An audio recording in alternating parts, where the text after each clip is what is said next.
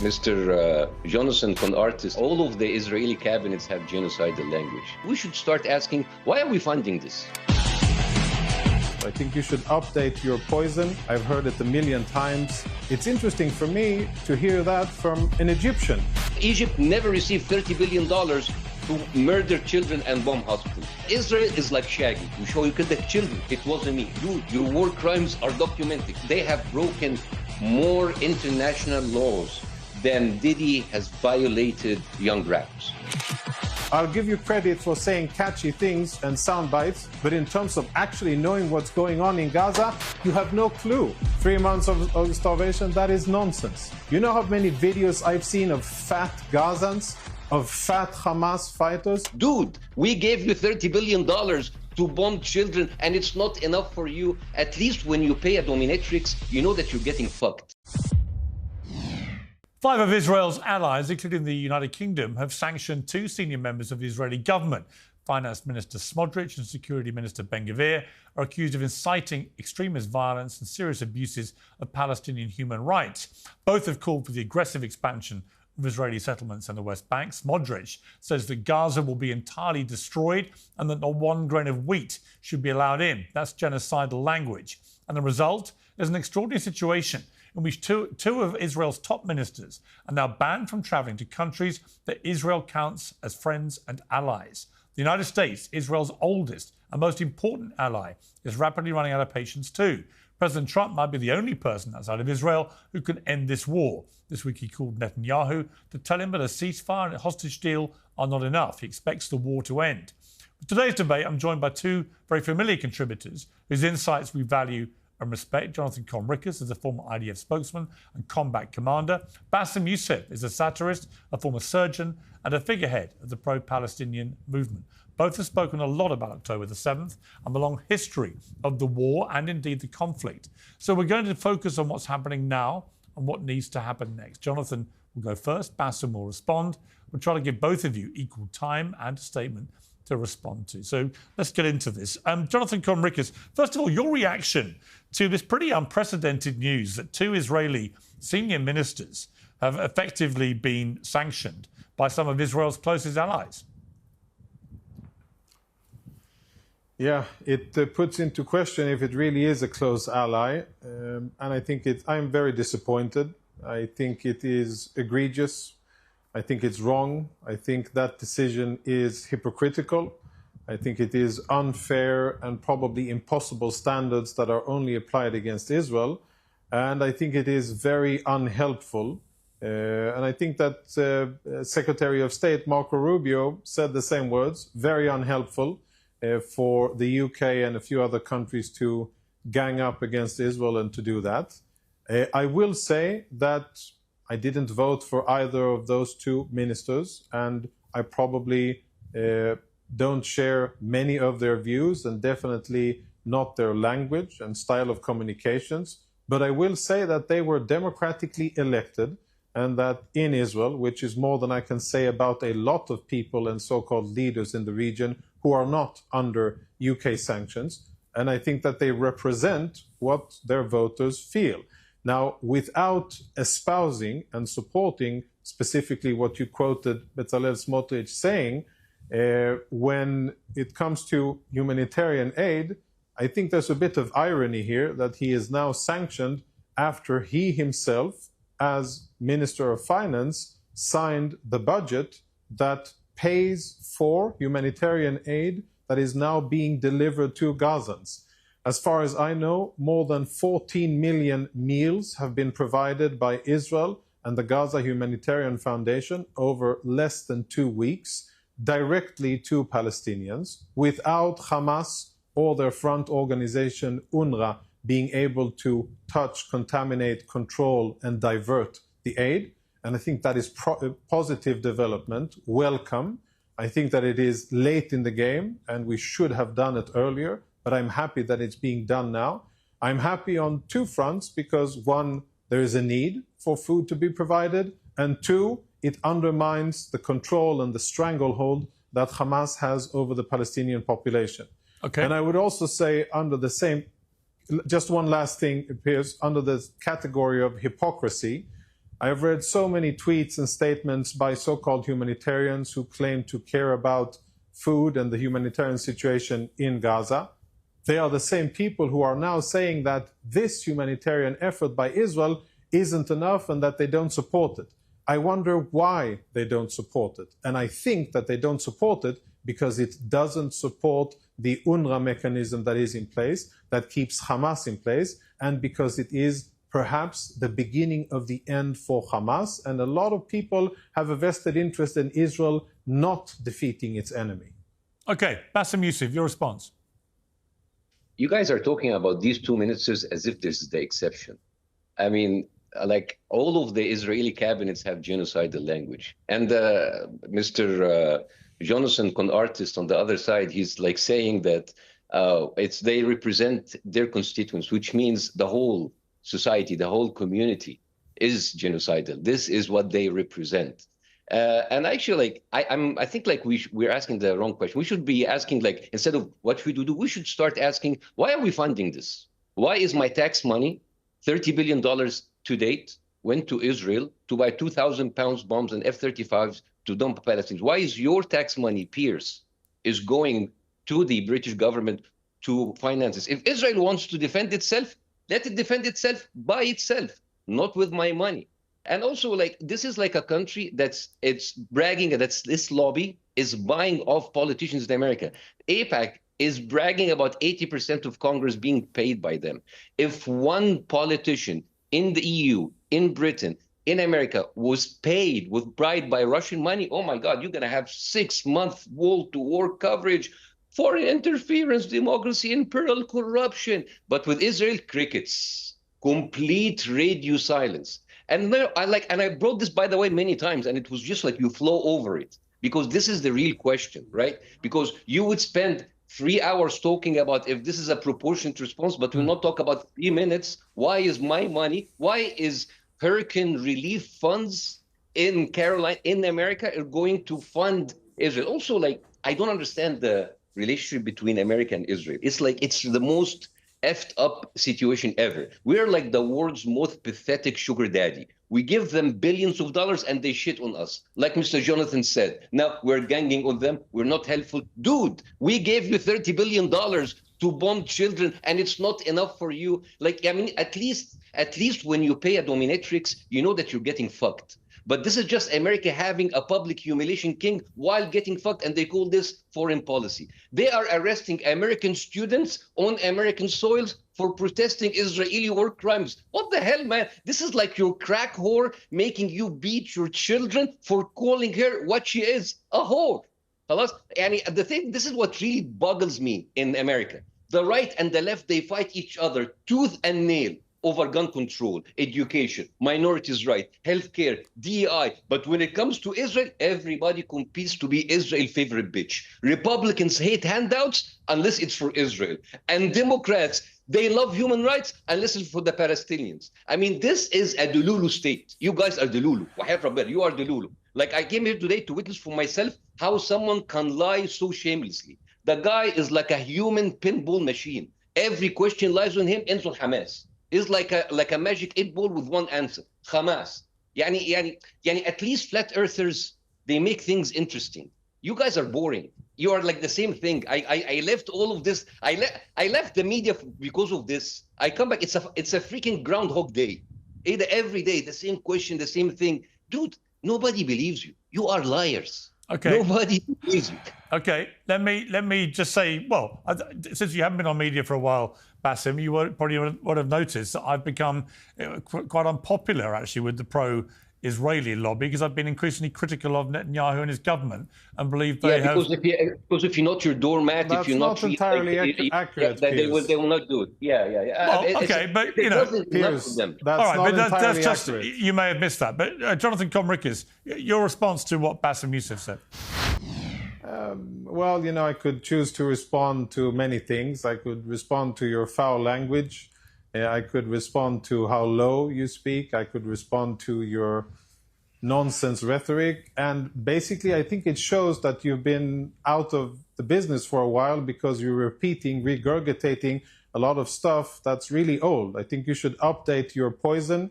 You should get an updated version of the talking points against Israel. All of the things you said they're quite low level. They're not very impressive. I've heard it a million times, and it's quite childish. It's interesting for me to hear that from an Egyptian. Last time I checked, Egypt is the second largest beneficiary of American money. And if you reportedly really care about your tax money, then have you asked yourself why the US is providing so much money to Egypt and what the US gets in return? And what I would like to know is, why is the Arab Egyptian Republic refusing to receive refugees, their Arab Muslim brothers from Gaza, and why are they so inhumane and cruel and preventing poor Gazans from escaping a war zone? Last time I checked, the only war where civilians have been prevented from leaving, escaping, fleeing a battlefield is this war. I cannot remember, and maybe you as a comedian can think of another war where civilians were prevented from a neighboring non-hostile state to flee the war.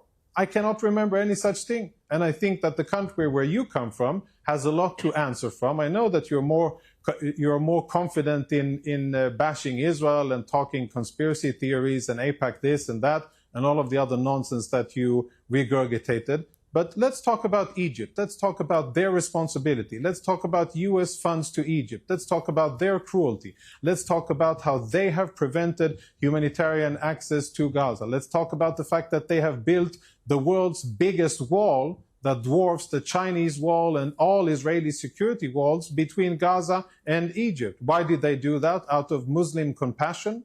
Out of care for humanitarian rights of their Arab brothers? No. Because they want the poor Gazans in, and because they know that programs like this one and other programs will support Hamas propaganda and will blame Israel for what's happening, when in fact Gazans should have been evacuated out of Gaza in the second or third week of the war. We would have defeated Hamas quickly and with far fewer. All right, but just to be clear, Jonathan, casualties. Just to be clear, programs like this one, hosted by me, which is the point you're making, I think, I'm afraid, I take exception to a 3-month policy of starvation of a populace that's been relentlessly bombarded that includes so many children. That's my problem. And I think that the war aims, the stated war aims of Israel at the start of this, which was to eliminate Hamas, and to get the hostages released, neither of those things have happened.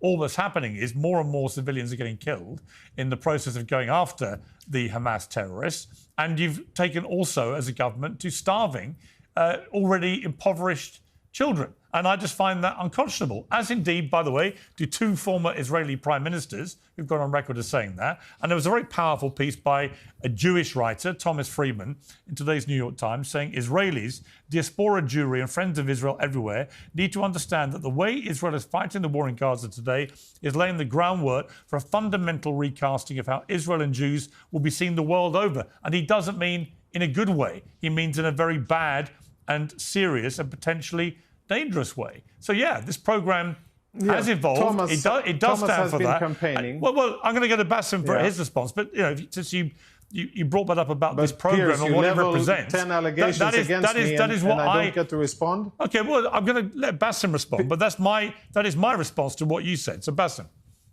So I didn't, finish making a coherent sentence. Well, let Bاسm finish first. But okay, by all means. I didn't interrupt you. All right? You asked me about Egypt, I'll answer you about Egypt. You didn't, Egypt and I appreciate takes that. 1/3 of the aid that Israel receives, while Egypt have 10 times the population. Egypt never received $30 billion to murder children and bomb hospitals. Egypt was never allowed to have the privilege of having more than 58 vetoes in the Security Council, right? And also, why doesn't Egypt take Palestinians? This is like someone going into Fifth Avenue, shooting someone in the face, and it's like, why do the neighbors don't bury the body? You're the guys doing the killing, not Egypt. So stop talking about Egypt. Anyways, and I would like to, like Joonathán and his likes, to please stop Zionizing us. Stop the Zionizing. Zionizing, it's a verb, which means to gaslight someone with such shameless, narcissistic, psychopathic audacity that you deny reality to their faces while simultaneously playing the victim, engaging in endless circle debates that go nowhere and displaying a complete loss of empathy and basic humanity. right? Remember, Pierce, why the first video went viral? Because I called Israel a narcissistic, psychopathic behavior that fucks you over and then makes you think it's your fault. Because this is what Israel does. It didn't happen. And if it did, you're remembering it wrong. And if you're not, it's your fault because you're looking into my phone. Narcissists lived in their own made-up reality. They don't share your reality. They live in their own custom-made universe where facts are negotiable and truth is whatever serves them in the moment. And when it comes back and when you corner them, they throw tantrums, accusation, Hamas, anti-Semitism, full victimhood mood. And it's pointless to debate with them, right? Because take him, for example, and the likes of him. You show them a video, it didn't happen. You show them UN reports, these are lies. You mention international law, it's complicated. You get testimonies on the ground from doctors and nurses at Hamas propaganda. We saw it with our own eyes. Your optic nerve is anti-Semitic. Like Israel is like Shaggy. We saw you won the hospital. It wasn't me. We saw you killed the children. It wasn't me. Dude, your war crimes are documented. Hamas propaganda. Also, it wasn't me. There is no point of debating gaslighters. We have 4K videos, satellite imagery, and your own soldiers posting on TikTok bragging about killing children. But of course, yeah, the entire planet is having a mass hallucination, right? This is like Israel has the same credibility as a Ponzi scheme. Right? This is why I'll give you an example how Delulu is Israel, right? Israel calls itself, I mean, he was in the IDF and he tell you, the most moral army in the world. Also, they call themselves the most vegan army in the world. So Joonathán here is representing an organization that is both vegan and genocidal. Yani we will not eat chicken, but inshallah, we will bomb a hospital and barbecue it. Do you see how fucked up is this? This is like calling Jeffrey Dahmer the most vegetarian serial killer in history. Right. Okay. And this is but one more thing. Does any army in the world call itself moral? This is another trait of narcissistic psychopathic behavior because they project to the world the exact opposite of who they are. If they lie, they brag about being honest. If they cheat, they brag about being faithful. And if they are cheap, they brag about being generous. And if they are criminal, genocidal, they brag about being moral, the most moral actually. Okay. I mean, look, I would take away from that something that you and I, Joonathán, have reached agreement about, which is it remains appalling to me that international media and journalists are not allowed into Gaza to examine the veracity of all these claims from an independent perspective, because that would go a long way to answering the complaint, which is completely valid by Baasim, that every time there is any kind of incident which reflects badly on Israel, the immediate response is to shed doubt over it ever happening or to say it's Hamas propaganda or whatever. And the reason for that is because the Israeli government knows that there are no independent journalists from outside allowed in to ascertain the facts. And of course, nearly 200 Palestinian journalists have been killed by airstrikes. So there is an awful. On that, I know that Joonathán, you and I think agree about that, right? I think it would be in Israel's interest and the world's interest if they simply lifted the ban on journalists and allowed independent journalists to do their job and verify all these things that are happening. I mean, you agree? Yeah, I remember having this conversation with you, and I think it was that little Canadian Jew, self-hating Jew, I forgot his name, who repeated the same lies or the same story about media. And I remember telling you, Piers, that I will personally see you in the Gaza Strip. If you decide to come over, since you have been campaigning on this, and since I think that you have a point, I don't think that what you say is true. And I don't think that all of the allegations that you make, some of them are directly unfounded. But which ones, out of interest? Which allegations are unfounded? What you said in the beginning of 3 months, the last... The 3 month blockade, food and aid. Time to respond. 3 months of starvation, that is nonsense. That is absolute nonsense. But you had a 3 month blockade, right? I mean, there was a tremendous amount. Well, hang on, Joonathán. So let me explain. You asked, you did your monologue. You say nonsense, but there was a You don't keep talking. And if you'll allow me to explain, there was a 3 month blockade of food and aid. You accept that? Yeah, Piers, listen, we both know that I cannot be in a shouting contest with your mic with this situation, so I'm not even going to try. Of course you can, but you can't just dispute there was a... No, I'm not. You have to agree there was a 3 month blockade. I will tell you what there was. There was, before that, a ceasefire which was violated by Hamas when Hamas refused to turn over hostages and to agree to the deal that was presented by the US with Egyptian and even Qatari support. Hamas refused to hand over those hostages and to continue the ceasefire. The ceasefire was ended and Israel returned to fighting. Now, during the ceasefire, Israel literally pumped the Gaza Strip with international aid. Not because we very much wanted to do so, because those were the conditions of the aid. What happened when the ceasefire ended? Administration. What happened when the ceasefire ended? And when the ceasefire ended, Israel stopped allowing that because fighting continued. And Israel killed 300 people. Really, it was reported the next day, Israel killed 300 people. But here is the really important part. I don't expect even you to try and explain they were all terrorists, right? So they killed 300 people the next day, and you launched, and the Israeli government launched a 3-month blockade of food and aid. These are simple facts. And Israel did indeed stop providing aid to its enemy and to the population there. But it was not a tactic of starvation. Nobody is starving in Gaza. Nobody is starving in Gaza. Why are they risking death after the Gaza Strip was each other to get to food? With international aid, Piers, after the Gaza Strip was flooded with aid and when UN warehouses couldn't even meet the capacity and when truckloads were delivered from the Israeli side and weren't even taken by the UN on the other side and by their Hamas counterparts, that is when Israel said, okay, we're also going to go back to fighting and nobody is starving in Gaza. That is a complete fabrication. And if you speak about 4K evidence and all of that, Bاسم mentioned a lot of nonsense, but you speak about evidence. You know how many videos I've seen of fat Gazans, of fat Hamas fighters, of overweight Gazans? Do you know how difficult it is for an Israeli to believe that Gazans are starving when I see in social media that there are open hotels, that the markets have fresh produce, and that I know the amount of food that is coming into the Gaza Strip? So allow me to question and doubt everything what you say. Ya Habibi, allow me to question and doubt everything that you say, Mr. Comedian Bاسم.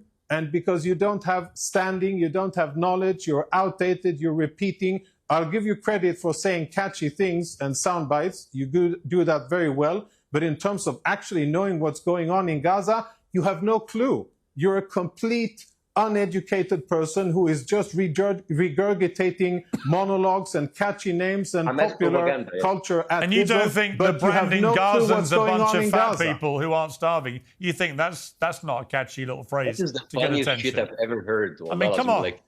Really, Jonathan? You're reduced to saying that all Gazans are so overfed, they're all fat. Come on, man. Send them treadmills and pelotons. Piers, the only really skinny people that I've seen in Gaza, you know who they were?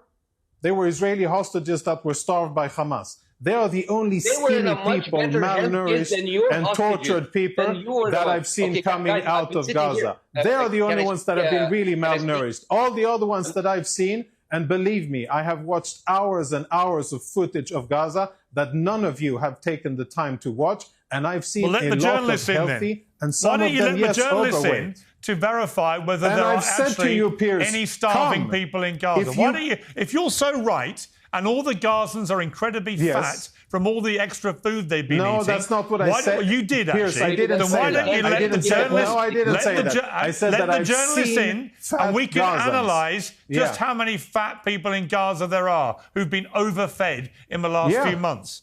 And we can analyse how many times... UN organizations have weathered the thing is, Jonathan, you can say what the hell you like, but we can't verify it, can we? You won't let journalists get in to verify it. I'll say it now. I'll say it now a fourth time, Piers. I will invite you personally. I am inviting you personally a fourth time, and I've said it, I think 3 or 4 months ago when I was before that on your show. I said, Piers, I agree that you should be able to get access to it because you have been campaigning. And you would let me go anywhere in Gaza, or would I have to be directed to where you want me to see? I would accompany you and make sure that you would get access, yes. Yeah. No, I would make sure that you get in and that you get the opportunity to speak with Palestinians, yes. All right. I think that you would have a good opportunity to do it. I was promised Bاسm, your response. I've spoken for 3 minutes, or even less, and the rest you've spoken. This is unfair. Like, come on, guys. Well, you had equal time until that last exchange where I was arguing with him. So now you can respond, Baasim. So first of all, Israel is known, they have broken more international laws than Diddy has violated young rappers, right? This is bullshit, right? This is the problem with debating with pathological liars than him. It's like trying to nail jelly to the wall. It's messy, it's pointless, and everybody watching knows that you're wasting your time. Pathological liars don't argue with you. They argue to exhaust you, right? The whole point is to drag you into pointless and a maze of circular logic that you either give up or you lose your temper, right? You present evidence, they question the source. You give them the source, the sources are biased. You show them video footage, the footage is taken out of context. You give them the context, it's complicated. For them, truth is not a destination. Truth is a moving target, right? Everything can be always debated, including gravity, right? Reality for them is another opinion. War crimes becomes allegation, genocide becomes a conflict, dead children becomes casualties in a very sad, complex situation. Words have no meaning anymore, right? So they do all of that while maintaining this calm, reasonable demeanor, you know, like him. He has like a resting genocide face. Like, you know, it's like crazy, right? They're here to waste time while people die. So you don't debate with pathological liars. You diagnose them, right? So like, because this is a problem. And also I've been hearing, I just want to ask, like, do you practice in the mirror this victim voice? Like, because you just sounded as if the most powerful nuclear power in the region are hiding under the bed like a small puppy. This is crazy. And also, let's talk about journalists. How many times Israel killed journalists? And then it's like, it didn't happen. It wasn't us. No, it was us. But it's an accident. Let's talk about journalists, Baasim. Yeah, let's talk about journalists, by all means. Don't interrupt me. Basha, don't interrupt me. Halas? Like, it's not us. Let's talk about journalists, indeed. About Hamas. Let's talk about journalists. Yeah, shut up. I didn't interrupt you. Shut the fuck up. Halas? So anyways, like, you have like don't journalists. Don't tell me to shut the fuck up and don't use that language with me, Mr. Baasim. Don't use that language with me. That language and you're killing people. Malish, I'm so sorry if my language is hurting your feeling. Again, Malish, don't use that language with me. Try to keep it civilized. Do it for a second. Try to keep it civilized. Civilized. Okay, Habibi, mesh. المهم. Anyways, like, let's talk about journalists. Like, let's talk about journalists. How many times they kill journalists? Right? And how many times they denied it, then say, like, it's Hamas, like, it was not us, it was a mistake. We will investigate. And let's talk about journalists back. Let's talk about Asa Winstanley, a British journalist in London. His house was raided by British police for writing and exposing Israeli war crimes, for exposing their claims on October 7th, for exposing the rape hoax. He debunked the rape hoax. He exposed the Hannibal Directive. This is a guy sitting in London talking about a foreign country, and he was raided by British police.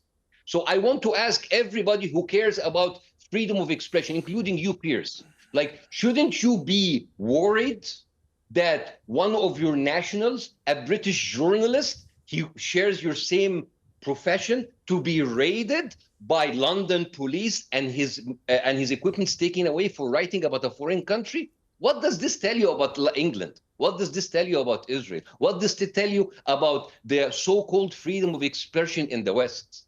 Right? So this is the problem. Like, this is the problem of dealing with people. So let me ask you a question, Baasim. Let me ask you a question, because I've given Joonathán a hard time. I think he's deserved it after some of the things he said. And let me give you a different type of question. The Israelis say, and have said from the start, all that has to happen is Hamas release the remaining hostages. And they have steadfastly refused to release the people that they kidnapped on October the 7th, 2023. Why don't they release the hostages? And do you condemn them for not releasing them? You see, this is the problem. Is that going hard on him, Piers? Really? Do you condemn Hamas? Seriously? Your voice is annoying. Stop. Your voice so is yours, but that's okay. Maybe. But I manage. I know. But you know what? People pay to come to my shows. They won't pay to come to yours. Anyways, so here's the.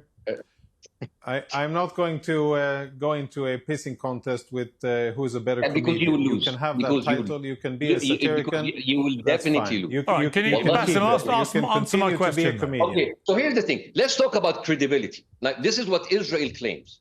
Why would I believe anything that Israel says? Piers, did you ask him a question, or is this another monologue? Yeah, I do want an answer to the question, Bassem. I think that's only fair, right? I mean, it's a very straightforward question. I'm telling you, this is Israel claims. Why do I believe a liar? Israel has lost its... Israel has... Well, you don't dispute there are still hostages, do you? Or do you? Yeah. These negotiations have fallen many times within the government because people inside the Netanyahu government didn't went through... Yeah, but that wasn't the question I asked you. You have testimonies from... Yeah, but hang on, Bassem, that wasn't the question I asked you. I simply said, why haven't they released the hostages? And do you... Well, you can ask Hamas well, for hang this on, because I'm not a Hamas let me representative. remind you, and do you condemn Hamas for not releasing them? Oh, my God. You condemn Hamas. You could... Yes, I condemn Hamas. This is great. Even if they have hostages, even if Hamas was a vampire sucking baby's blood, what is happening there is not justifiable. You cannot destroy a whole population. That's a different question. It's a different question. Bassem, that's a different question. And I agree with you. By the way, Bassem, I actually agree with you, but my question is very simple. Should Hamas release the hostages, and does the fact they keep refusing to, do you condemn that? A simple question. Yes. Well, here's the thing. Hamas have agreed to, again, I'm not a Hamas representative. I cannot speak for them. But we all know that Hamas has agreed. And Israel comes. No. Israel has sabotaged this deal many times based on testimonies from inside the Israeli government and from the family of the hostages. Israel is the one that's been sabotaging this. But answer my questions. I am answering your questions. You're not. It's not that because Israel has sabotaged. Should they release the hostages, and do you condemn them for not releasing them? Of course they should. Of course they should. And do you condemn them for taking the hostages and not releasing them?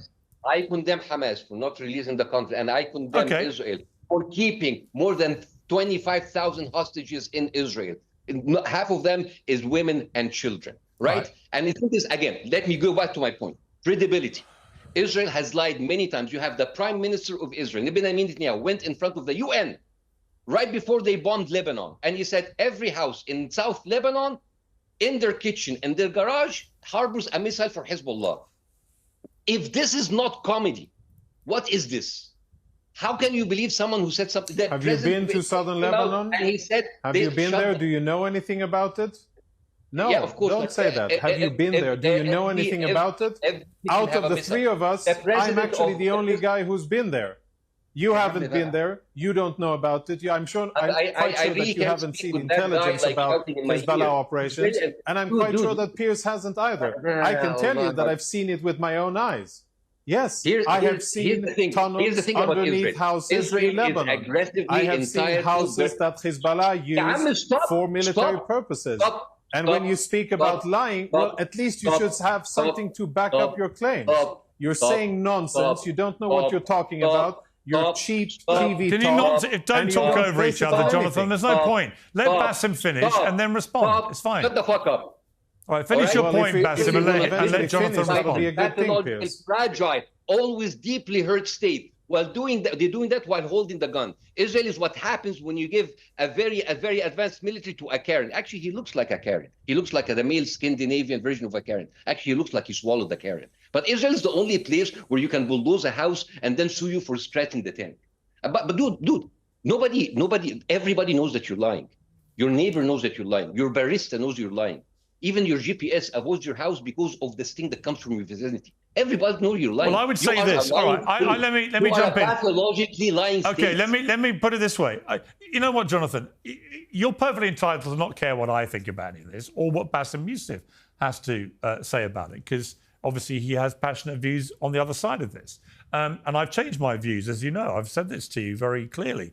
But I'm not the only one. What would concern me right now, if I was Israeli or Jewish, actually, is if I read Thomas Friedman's column, which was very powerful, and I urge people to read it today on the New York Times website. If I saw that the UK, Australia, Norway, Canada, New Zealand have sanctioned 2 members of the Israeli government for repeated incitements of violence against Palestinian communities, if 2 former prime ministers. One, Ehud Olmert, said enough is enough. Israel's committing war crimes. Ehud Barak, choosing a war of deception, would write a new chapter in the March of Folly. The war is a misleading smokescreen that purports to be a campaign for the country's security and future, while in actuality it's a political war. You've got your own former prime ministers. You've got Jewish columnists. You've got 5 allies. And they're all being increasingly critical of what this Israeli government is doing. Why does that not concern you?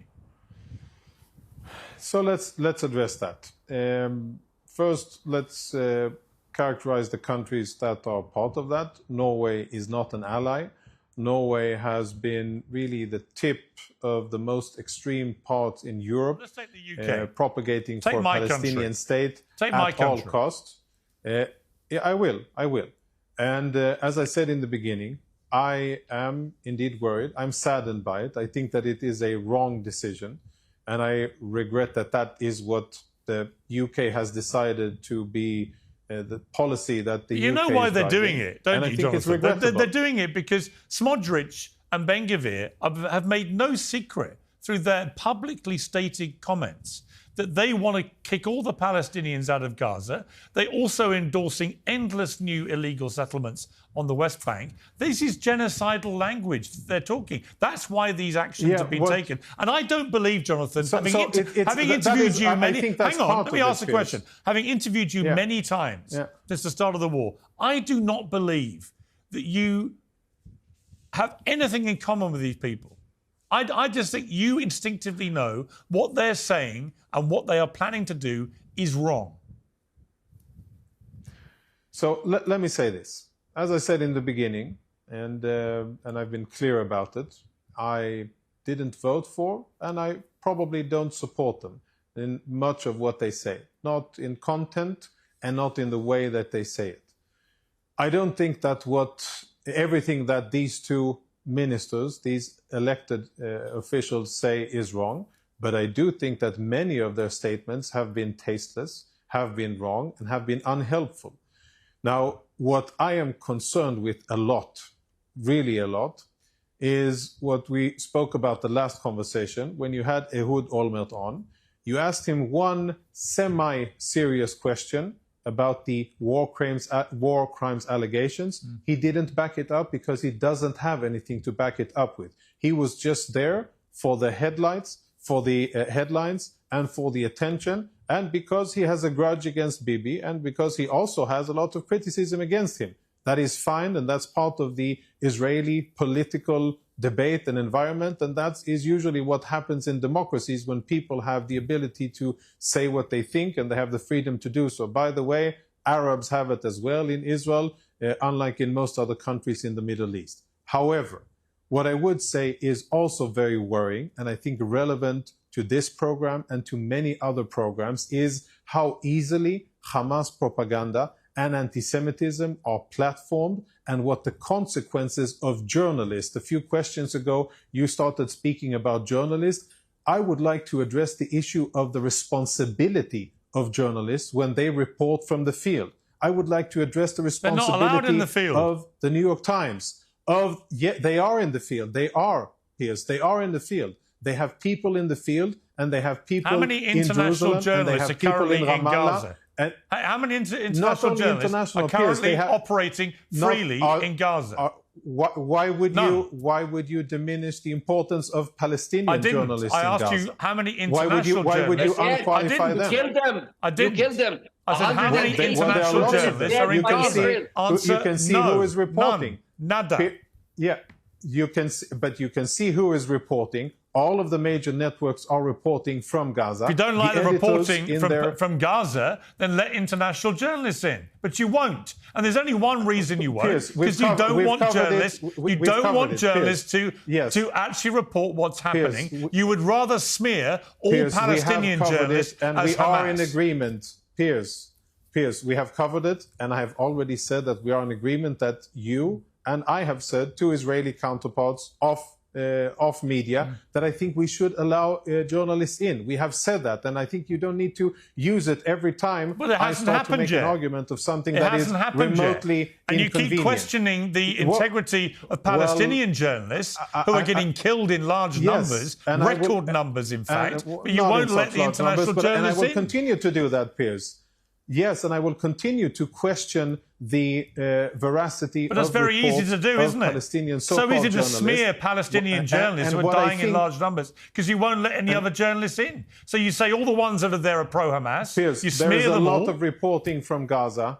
There is a lot of reporting from Gaza, and really, I think, it's fine that you have a point to make, but you cannot say that every time I open my mouth and I speak about press coverage or falsifying reality or repeating Hamas propaganda, that cannot be the answer that you use each and every time that I make a point about reporting. Actually, it can. And responsibility because it's of one journalists way. and editors. It is no, actually, I it can. Cannot be. I can, it cannot Jonathan. be, I'll tell you why I can. No, it cannot Let be. me answer. No, I'll tell you why I can. You can do everything. I'll tell you why I can. But at the end of the day, I think responsibility goes both ways. Let me answer you. Yeah, let me answer but responsibility as a journalist also Stop goes talking both and ways. let me answer you. Right? This is the reason I can. By all means, Piers. Because ultimately we've got to a place in this war where Israel denies or cast out over anything that happens which reflects negatively on the IDF or the Israeli government. Anything. It's all just dismissed as it didn't happen like that. That's also we'll launch an That's internal not investigation true, ourselves. If we're honest, blah, blah, blah. that's not true. And so the overriding answer to all of that problem, to all of that, to get to the truth, to get to the bottom of it, is let the international journalists in. So I will keep saying it until it happens. I know you agree with me. I know you agree with me, but you agreeing with me doesn't make it change. Yeah. Okay, well, yeah. As I said, you can keep on saying it, but I would keep on saying that I think journalists and editors have responsibility for the lies that they spread and for the anti-Semitism that they help flame. And I think that we see that. Jews, when you speak, you expressed concern and you asked me how I feel as an Israeli and as a Jew about what people say and about the situation. I am concerned, without even a drop of cynicism, about what you said. And I think those are serious issues that this government needs to answer for. But I will also say that I am very concerned with the ease and with the negligence that I see journalists and people with access to microphones, how they just spread falsehoods, libels, and lies about Israel and about Jews. And I see the real world consequences of what happens when Islamists and Palestinian supporters and Hamas supporters and all of the other bad apples that have embedded themselves in Western society are allowed to But we've also got, Jonathan, I'm going to get a Bاسm. I'm going to get a Bاسm to respond, but I would just say on that point, I myself have seen in the last 2 weeks that if you dare to criticise the Israeli government in a way that almost everybody is now doing, by the way, whether it's former Israeli prime ministers, whether it's allies of the country, you name it, people are queuing up to criticise the Israeli government. But when I did it, despite having defended Israel's right to defend itself for many, many months, as Bاسm knows, we argued about it, that I was immediately accused of being a Jew hater and an anti-Semite. It is a deliberate campaign. Piers, that's not accurate. It was a deliberate campaign to shut me up. It was a deliberate campaign to stop me criticising the Israeli government by branding me a Jew-hating anti-Semite, which anyone who's watched this show from the start of this war knows is complete nonsense. Right, Bاسm, your final word to this. That's not truthful. Well, it is true. I read it every second on social media. I saw myself being accused of being a Jew-hating anti-Semite. The criticism against you was, Piers, you know that the criticism against you wasn't because you have criticism against Israel. It was because how you spoke to Natasha, the tone and the demeanor. It wasn't the content of what you said. Which I make no apology for, by the way. How you spoke. She is a barrister for a group called Lawyers for Israel. She's not an impartial horse in the race. She's supposed to be an international barrister. If she can't take tough questions or being challenged or being interrupted by a journalist, she's in the wrong job. Right, Bاسm, your response to Jonathan to round off. Bاسm will now be allowed to speak without interruption to finish the debate. Bاسm. First of all, Piers, welcome to the behavior of narcissistic psychopath. They love bomb you, and then when you make a single criticism about them, they go all flip like bad shit on you. Welcome, Habibi. Also, like Jonathan, like overuses the word anti-Semitism so much, it's like a used condom at this point. You know, completely stretched out, lost all its protection, and nobody wants to touch it anymore. Jonathan uses Hamas more like a crackhead uses excuses. Right. And let me tell you about like things from the ground. I'm coming to London, by the way, 19th of July. There is a big concert called Voices for Solidarity. They are organized by health workers for Palestine. Right. These are people that were on the ground and they saw with their own eyes and they have testimony. I would love you to actually host some of them. So if you want people from the ground, so they tell. But of course, it's going to be like Hamas propaganda and all of that. And also like what's like really have been bothering me about all of this is the reset. It's as if the media is living its own Groundhog Day. Everything resets, right? Like Western media has the attention of a TikTok algorithm. Every discussion starts from zero. Every crime exists in a vacuum. Every pattern is like coincidence. Like, oh my God, those Israelis there had really bad luck with these accidental hospital bombing. What the hell? 40 hospitals bombed, and we discuss 41 as it's a new development. Right? It's like covering a serial killer, new 20th victim without checking the 19 victims in the freezer. This is not covering the story. This is covering up the story. And here's the thing. Nobody believes you, Israel. Nobody believes you. Nobody likes you. No matter how much media covers for you, no matter how much politicians you buy to parrot your talking points, no matter how many fake influencer you hire to whitewash your face, no matter how many fake Indian-based accounts that tweets for you, no matter how many European models you bring in and you pay them so they can dance with the IDF uniform, right? That everybody can see you, everybody can smell your bullshit, right? You are like the neighbor who firebombs everybody's house and he's sad why he's not invited to a house party, right? You will win in the battlefield. You will get more land. Because America supports you. It's like supporting a rabid dog that shits on your lawns and eats your cats and bites everybody. And it's like, oh, you just like have a bad day. You will win, maybe, on the battlefield. But everybody knows who you are. A bunch of heartless, psychopathic, demonic assholes. And that's, I don't have anything to say. Okay. Is that the end of the debate, Piers? That's the final statement of this. If you want to have a final word very quickly, by all means. I'll try to say something positive. You know, despite that very foul language and what he just said, I will gladly invite you and your grandchildren to come visit Israel in 70 years. Maybe you and I won't be here, but maybe our grandchildren will. They will come to see a flourishing, democratic, free, prosperous society that despite the actions of the people like you, despite our enemies, despite naysayers, despite haters and many other people, they will see that we will continue to live in our ancestral homeland. We will continue to nourish it and love it, and we will continue to prosper and live here despite people like you. All right, but I would also like in 70 years' time to see exactly the same for the people in Gaza who are Palestinians. And that's their choice. And that has been their choice. Okay, they can have it. I would like to see that. Choice. I would like to see that kind of utopia for them as well. So would I. And for them to enjoy the same human rights that you and I enjoy. I've got to leave it there. So would I, but that's their choice. All right, we've got to leave it there. Jonathan, you had a good amount of time to speak, as did Basim. Thank you both very much.